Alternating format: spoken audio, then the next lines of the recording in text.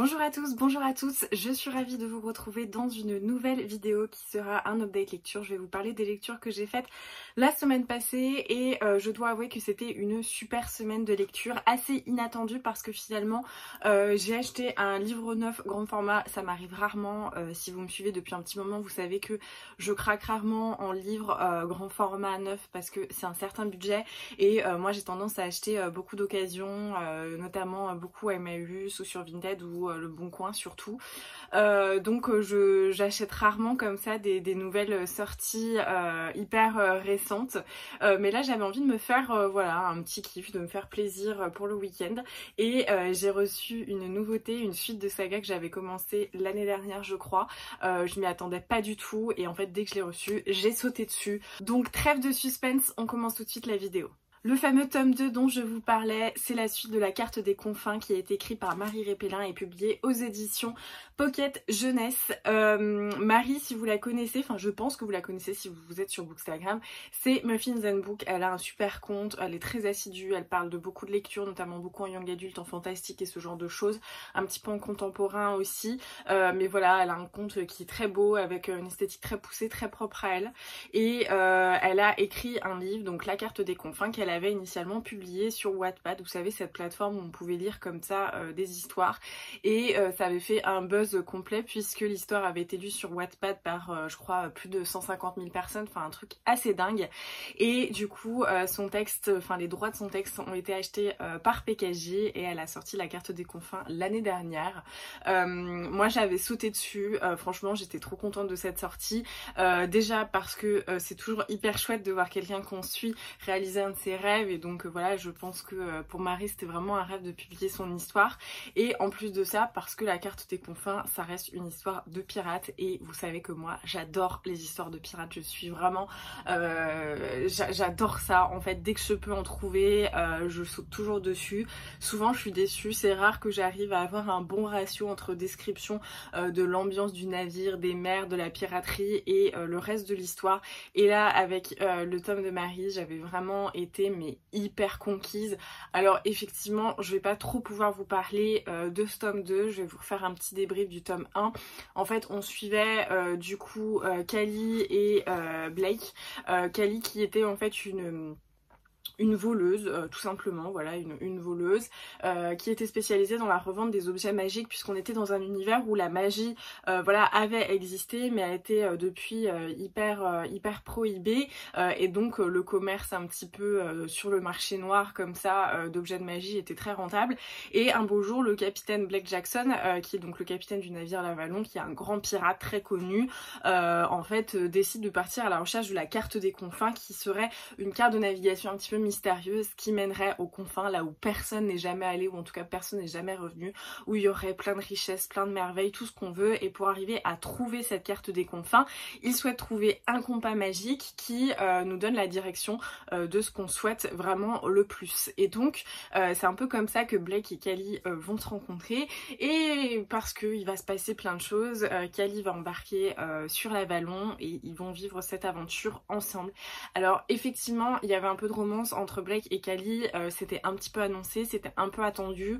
Voilà, moi c'est vrai que j'aime pas trop quand il y a des romances tout le temps comme ça, mais c'était plutôt bien fait en fait, ça m'a pas du tout gênée. Ils étaient toujours un petit peu à se chercher comme ça, c'était une romance qui était assez agréable parce que bah ça se taquinait beaucoup, on savait comment ça allait se passer, mais en même temps il n'y avait pas non plus de mystère, on faisait pas semblant de nous faire croire qu'il allait avoir un retournement de situation de dingue. C'était bien fait, c'était un bon jeu de séduction. Moi ça m'avait plutôt plu, j'avais trouvé qu'il y avait un bon équilibre entre l'histoire et ça. Et sur ce premier tome, Marie nous avait laissé avec un cliffhanger de fou. Enfin la fin, moi je sais qu'elle m'avait retourné, et je pense que je ne suis pas la seule étant donné qu'elle s'est quand même excusée gentiment dans la dédicace en disant à tous mes lecteurs qui m'ont prise à partie après le cliffhanger du tome 1, encore désolée mais vous pouvez arrêter de me menacer, la suite est là, je vous aime. Donc c'était sympa de penser à nous. Mais voilà, du coup quand j'ai vu ce tome 2, j'ai juste sauté dessus en fait, j'avais pas de lecture en cours, j'ai dit ok c'est bon, ça arrive à un point nommé, je l'attaque, et pas manqué, je l'ai lu en en 24 heures, je pense. Voilà, je l'ai commencé, j'ai lu 250 pages, je l'ai reposé, j'ai dormi, le lendemain je l'ai repris, j'ai lu 250 pages, et voilà, c'était terminé.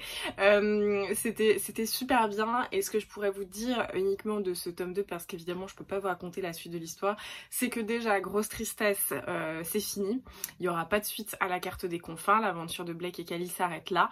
Moi j'ai trouvé que c'était vraiment assez intelligemment fait, parce que l'histoire elle était bien faite, bien ficelée, il y avait besoin de rien de plus, rien de moins. Enfin peut-être plus, on aurait aimé continuer, mais je pense que ça aurait pu être au détriment vraiment de la qualité narrative de son histoire, et elle a eu raison de le faire. Ce tome, moi au début j'avais un peu peur parce que je savais pas du tout si il y allait avoir une suite après, donc je me suis dit bon, est-ce qu'il va avoir quand même un peu le syndrome du tome 2, cette espèce de tome de transition où il se passe pas grand chose parce qu'on annonce la suite. Bon bah là effectivement il avait pas du tout le syndrome du tome 2, puisqu'en plus de ça c'était vraiment la conclusion à cette histoire. Mais ce que je retiens, c'est une montée en puissance. Il faut pas du tout le prendre en comparatif avec le tome 1 en disant bah si ça c'est une montée en puissance, le tome 1 ça veut dire que il avait des faiblesses. Alors pas du tout. Honnêtement moi ce tome 1 il m'avait vraiment plu parce que c'était un véritable page turner, c'était un livre qu'on prenait, qu'on lâchait pas. Il y avait une certaine légèreté dans l'écriture, voilà, c'est pas un roman avec une gravité, il y avait du suspense, il y avait tout ça, l'écriture de Marie était très agréable, on avait vraiment envie de poursuivre cette lecture. Mais là dans ce tome 2, je sais pas, il y a eu vraiment une maturité, enfin quelque chose d'assez évident. Surtout moi ce qui m'a vraiment porté et plongé dans ce roman, c'est les descriptions. Alors moi, vous savez, je suis fan de descriptions, je suis fan des classiques, donc les longues pages de description, j'adore. Ici, on n'a pas ça. C'est pas des longues pages de description qui vont vous gonfler, hein, parce que je sais que ça en plus tout le monde n'aime pas, mais c'était hyper bien fait. Enfin il y avait vraiment des fois où c'était pratiquement cinématique, parce qu'on avait l'impression d'être sur le pont de ce navire, d'entendre comme ça, je veux dire le bois du navire fendre les eaux, de l'entendre craquer, d'entendre les voiles comme ça qui se déplient. Je trouve qu'elle a réussi à très très bien doser, c'est-à-dire sans perdre son lectorat, parce que quand on lit comme ça quelque chose de young ou new adulte sur du fantasy fantastique, voilà, c'est pas forcément ce qui appelle au plus de description, mais elle a réussi à planter son décor d'une très très belle manière. Moi ça c'est un truc vraiment, ça m'a bluffé, j'en ai parlé dans le vlog à chaud, mais je disais, j'ai l'impression voilà, d'être là, de sentir, il y a un moment donné, elle parle, voilà, il y a un événement particulier, et j'avais vraiment la sensation de ressentir ce qu'elle décrivait, c'est-à-dire quand on a de l'eau salée comme ça, qu'on a l'impression d'avoir cette espèce de pellicule. Enfin, j'ai trouvé qu'elle a vraiment bien travaillé tout l'environnement. C'était très pictural en fait ce qu'elle a fait, et j'ai trouvé que c'était vraiment chouette. L'écriture est toujours aussi agréable, on sent quand même qu'elle a pris vraiment de l'aisance, c'est normal, je veux dire c'est une jeune autrice, elle a écrit son premier livre, ça c'est le deuxième, bah forcément ça monte en puissance. Et en fait quand je l'ai terminé, déjà je l'ai trouvé qu'il était parfaitement dosé, voilà, il y avait rien de plus, rien de moins, il manquait rien. Peut-être que j'aurais aimé sur la fin que le dernier épisode soit peut-être un peu plus décrit, j'ai trouvé qu'il était peut-être un peu trop rapide. Une centaine de pages en plus, moi ça m'aurait très très bien allé, ou en tout cas voilà, peut-être entre 50 et 100 pages, mais ça c'est par goût, puisque j'étais bien avec et que je trouvais que cette scène finale elle était vraiment très chouette et qu'elle avait beaucoup d'idées, mais c'était bien fait quoi. Je veux dire, cette duologie elle a rien à... Elle a rien à envier, je veux dire, à des grands noms qui peuvent sortir chez PKJ. Elle est bien faite, bien équilibrée, on a une bonne histoire, ça tient toutes ses promesses. Franchement, moi j'ai rien à dire, à part que ça m'a confirmé que Marie elle a un talent indéniable pour l'écriture. Je pense que c'est pas voilà, c'est pas la première histoire qu'elle va sortir, et j'attends avec grande impatience la suite. Et quand je dis la suite, c'est la suite du parcours de Marie, puisque voilà, comme je le disais, l'aventure de Blake et Cally s'arrête là.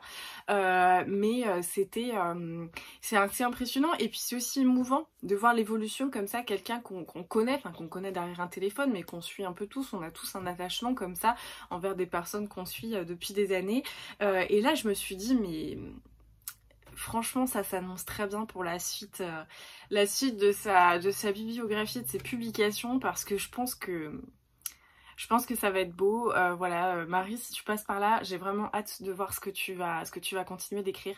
Je pense que ce tome 2, il va montrer à tout le monde que tu es une grande autrice en devenir et on va entendre parler de toi, je pense, dans ce domaine, voilà, de la fantasy, du fantastique. Je suis sûre que tu as 1 million d'idées et de scénarios dans la tête qui demandent qu'à sortir et j'ai vraiment hâte de voir la suite. En tout cas, tu peux compter sur moi pour lire tous les ouvrages qui sortiront de ta plume parce que j'ai trop aimé et voilà, c'était vraiment trop bien. Honnêtement, que lire après un tel livre qu'on a adoré, qu'on a dévoré, c'est toujours un peu, je trouve, moi j'ai une pression de dingue à chaque fois que je termine un roman que j'ai adoré parce que je me dis j'ai quand même 90% de chance d'être déçue derrière quand j'ai eu un tel coup de cœur sur un livre. Donc c'était un petit peu particulier, mais je m'étais dit, tu sais quoi, fais-toi un kiff. Mon chéri était en week-end, j'étais toute seule, donc j'avais personne sur qui caler mon rythme. C'était vraiment parfait et je me suis dit, je vais aller en librairie, je vais prendre un livre grand format. Souvent, voilà, j'ai plein de listes de livres grand format que je vois, souvent je les prends en photo quand je me balade en librairie et je sais que je vais attendre un peu quelques temps après la sortie pour les retrouver en occasion. Et là, il y en avait un qui me faisait envie depuis un petit moment et je me suis dit, allez, fais-toi plaisir, craque, lis-le et puis vraiment si ça te plaît pas, t'auras qu'à le revendre ou le déposer à Emmaüs, ça compensera tous les livres que j'achète là-bas. Et en fait, c'était aussi un gros coup de cœur. Et donc, je vais vous parler de la carte postale de Anne Berest. Et si ce nom vous dit quelque chose, c'est tout simplement la sœur de Claire Berest qui avait écrit Rien n'est noir, publié chez le Livre de Poche, que j'avais adoré. Ça parlait en fait de l'histoire de Frida Kahlo et notamment avec Diego Rivera. Et je l'avais trouvé génial, incroyablement bien écrit. J'avais corné 1 million de pages, j'avais trouvé ce livre génial. Et bah sa sœur écrit aussi, c'est Anne Berest, elle a publié beaucoup d'autres livres, d'ailleurs il faudrait que je m'y intéresse parce que j'ai beaucoup aimé, et donc la carte postale, de quoi ça parle? Eh bien ça parle de l'histoire familiale de la mère en fait de Anne et Claire. Un beau jour elle reçoit dans sa boîte aux lettres cette carte postale, donc avec la photo de l'Opéra Garnier. Et derrière il y a marqué ça, donc Ephraim, Emma, Noémie et Jacques, et ces 4 personnes en fait étaient les grands-parents donc de la mère d'Anne, de Lélia, et donc Noémie et Jacques étaient les frères et sœurs de Myriam, la mère de Lélia, et donc Ephraim et Emma, ses parents.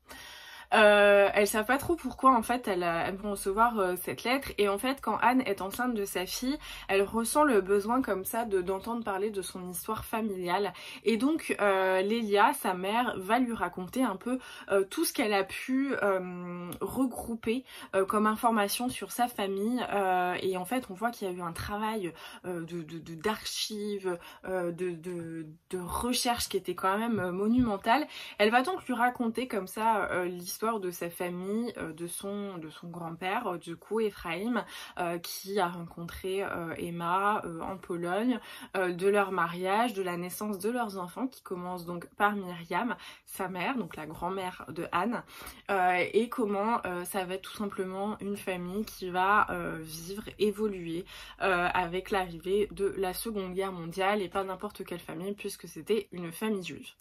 Globalement là, qu'est-ce que ça change d'une autre histoire? Parce que typiquement oui, c'est un destin sous la Seconde Guerre mondiale, donc on imagine des déportations, on imagine tout ce qu'il peut y avoir. Je veux dire, on a tous lu je pense au moins une histoire comme ça de recherche un peu, ou en tout cas de famille sous la Seconde Guerre mondiale.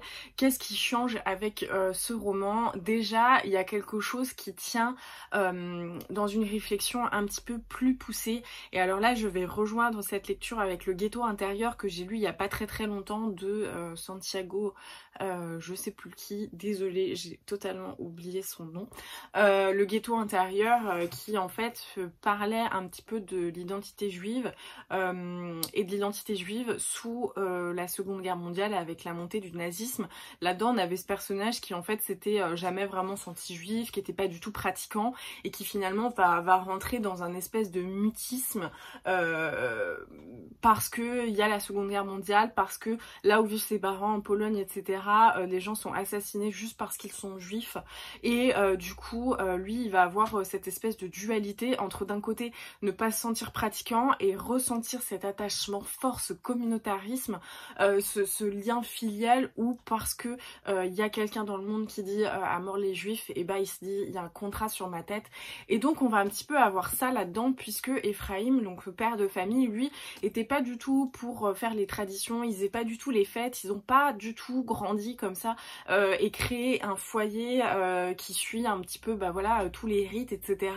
Et pourtant bah, il va bien voir que cette France dans laquelle il veut vraiment s'intégrer, il va même vouloir voilà changer, prendre un prénom et un nom français, et bah comment elle va le décevoir avec voilà l'occupation, avec la déportation et tout ça.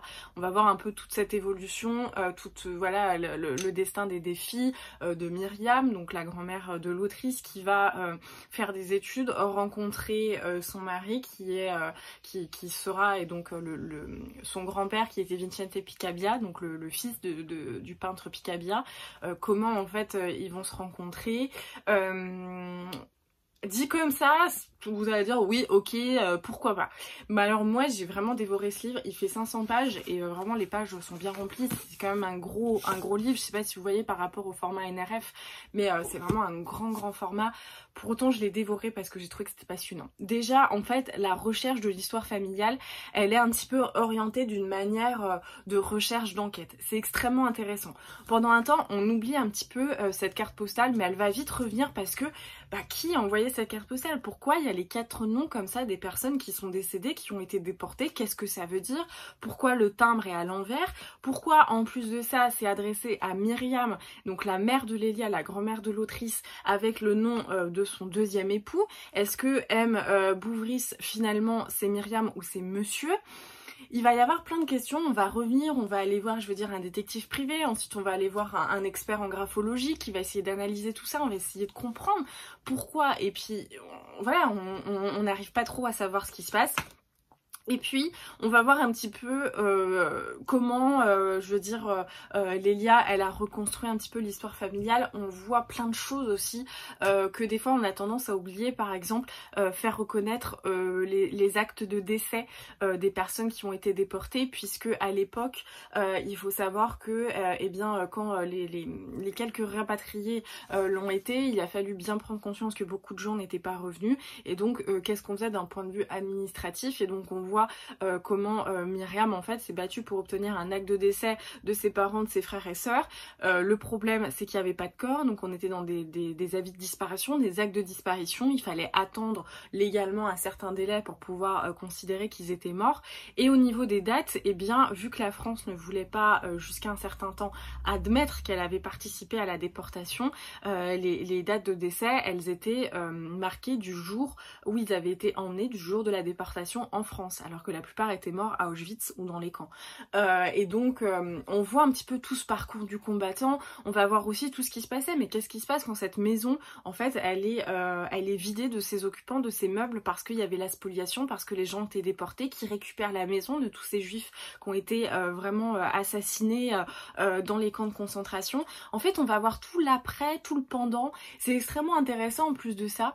Et il y a toute une partie aussi qui est différente dans ce roman, qui va vraiment parler de l'identité, puisqu'en fait quand l'autrice se pose ces questions là et qu'elle revient un petit peu à cette carte postale, à cette histoire, c'est parce que sa fille qui est à l'école au 21e siècle, elle va lui poser la question et lui dire mais maman est-ce qu'on est juif, et elle va lui dire bah oui tu es juive, et elle lui dit ah bah zut ça m'embête d'être juif parce qu'à l'école vraiment on n'aime pas les juifs.